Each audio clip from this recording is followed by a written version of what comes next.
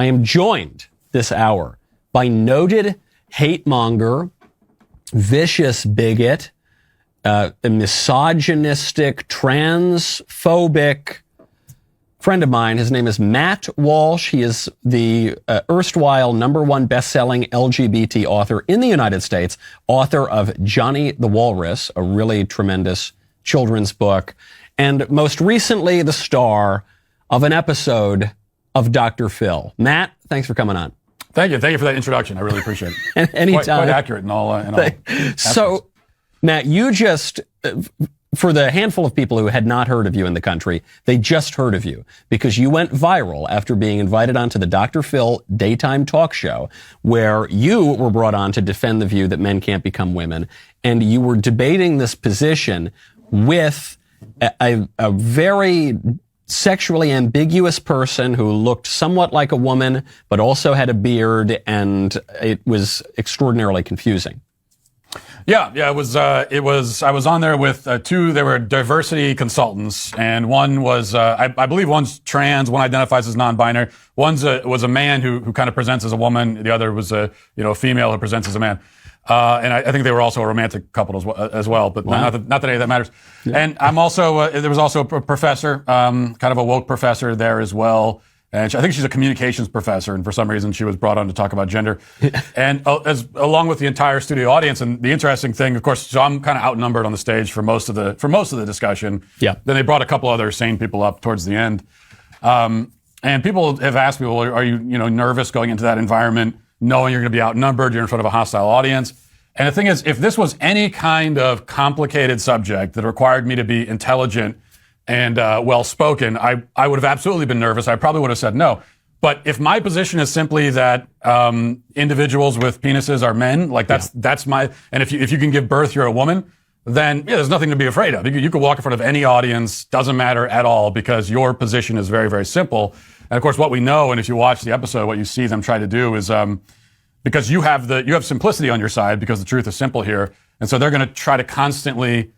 They can't engage with you, so they're going to try to pull you into the weeds and make everything seem really obscure and complicated. You just don't understand. Right, exactly. And so all you have to do, and unfortunately, I see people on the right get sucked into that all the time. But you just stay on the firm ground of what is the simple truth of the matter, and don't leave from there. Let them equivocate and hang around in the weeds. You just stay on your firm ground of truth, and I think it all works out. One real takeaway I had from your appearance on Dr. Phil, which, I haven't watched a ton of daytime TV in recent years, so I really think you brought that to a whole new audience. Besides just understanding that you were right and these Looney Tunes on the other side were extremely mistaken, it actually made me question the value of dialogue with the people who share basically no premises with you. They're completely on the other side. We're always told that it's so important that we speak to people who have totally opposing views to us. But is that important? Is there anything fruitful that is going to come out of talking to someone who just simply doesn't share any first principles? So you're saying when you hear me speak, it makes you question the value of dialogue at all? That's how effective of a communicator. Compliment somehow. I during that episode, I'm not sure how much of it made it onto air, but towards the end, Dr. Phil himself was talking about it. I thought he was very fair, by the way, in the way that he kind of navigated this and refereed it. But towards the end, he was trying to find some sort of positive takeaway from all this. And so he was talking about how, hey, like, there's a value of conversation. We've had a conversation here, and so this only shows that we could keep talking about this issue and all of that. But I'm thinking the exact same thing as you, is that if anything, this is proven that you can't talk to these people. But there's still value in the conversation, because the way that I look at it, when I'm talking about this issue or talking to someone in front of an audience, this is really for the audience, because there are a lot of people. Yeah, someone who's totally fallen into gender ideology, you're not going to be able to retrieve them from it through one conversation. And so as far as that conversation goes, they're kind of hopeless, unfortunately. But there are a lot of just normal, sane people out there who understand how crazy this is, but they've been conditioned. They live in an environment where this is shoved down their throat every second of the day. Maybe after a while, they start to question their own sanity, and they start to think, well, I don't know. I mean, I think that only women can give birth, but everyone is shouting at me that it's different. So maybe they're right. And then for them, I think there are a lot of people that are sort of on the cusp of buying into this, and they can be rescued. All they need to hear is some normal person saying, no, you're right about what you thought to begin with. And what everybody thought up until 15 seconds ago, you're right about that. It's okay to have that viewpoint. And let me show you how right you are. I think that's where the value comes in. So the point of the dialogue is not the Looney Tune that you're talking to very often, but it's the spectators. It's how there are two different kinds of debate. There's debate when you go sit with someone over a cigar late at night, private environment, and you try to persuade one another of what you think. And if you share at least certain basic premises, maybe you'll succeed in that. And then there's public debate, which is you're just trying to clobber the other guy. You're trying to say, that guy's wrong, my view's right, and it's up to the audience to decide. I think that's a good point. Obviously, we need to persuade people, and so we need to present our views. They need to get a hearing in public.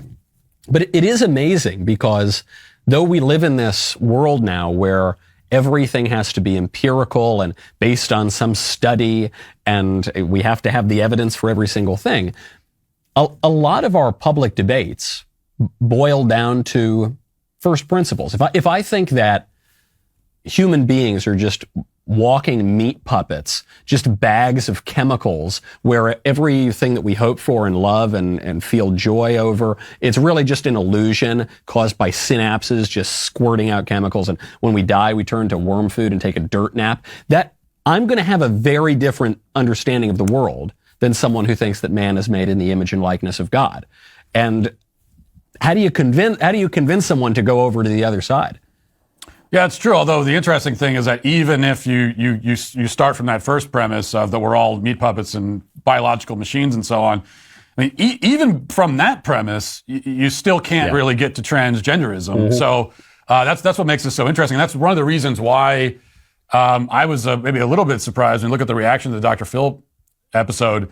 It's been overwhelmingly positive. I mean, overwhelming. You can even go to Dr. Phil's YouTube page and you can look at the clips that he posted and just read some of the comments. And that's not always a scientific way of determining public opinion, but it can be revealing. And it's just overwhelmingly on the side of sanity here. And what that tells me is that like most people understand how crazy this is.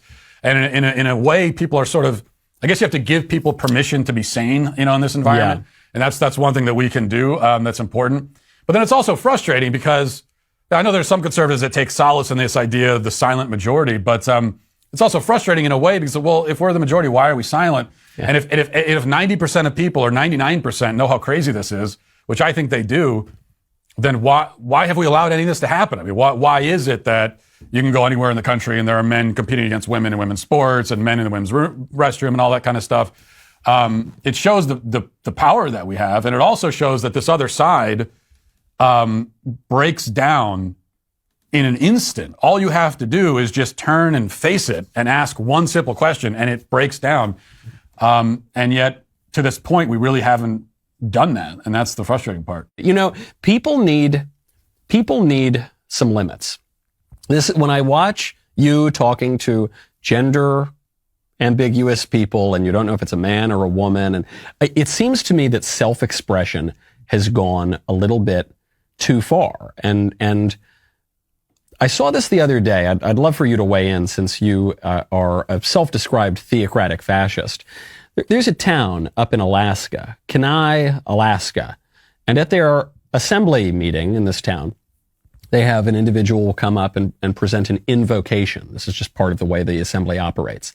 And anyone can go do it. So, you get a Presbyterian goes up there, gives an invocation, or a Catholic, or a Methodist. So recently, they had a Satanist go up and give a satanic invocation. I am told by the liberals and by some people on the right even, that this is the meaning of religious liberty. If you and I want religious liberty in this country, then we need to allow some of our representatives to publicly worship Satan in government buildings. Have they missed something? Yeah, I think they have. That reminds me of, I think, there was a school system somewhere last week or 2 weeks ago that had an after-school Satan club. And so it's kind of along those lines. And that's why I know you have been as well. I'm critical of what you hear even on the right about, what we really want is open dialogue, and we want alternative viewpoints to be allowed. And this is all about openness and everything. And even when these people on the right are complaining about conservative views being banned from campuses, they always frame their complaint as one of wanting just openness and free expression, academic freedom. Right. But that's not really the problem. The problem is that it's not that freedom is being banned from campus. It's that truth. We're seeing truth being edged out of education. And education has to be grounded in truth, or otherwise it's not education at all. And so I think that's the way we need to start talking about it. What is true? This guy, he's saying that men are not women. He's saying Satan should not be hailed and worshipped in our government. You're everything they say about you, Matt. A theocratic fascist, a monster. But thank you, at least, for clarifying the positions. And this is a fruitful dialogue. Others, maybe not so much. Matt Walsh, go check out the Matt Walsh Show.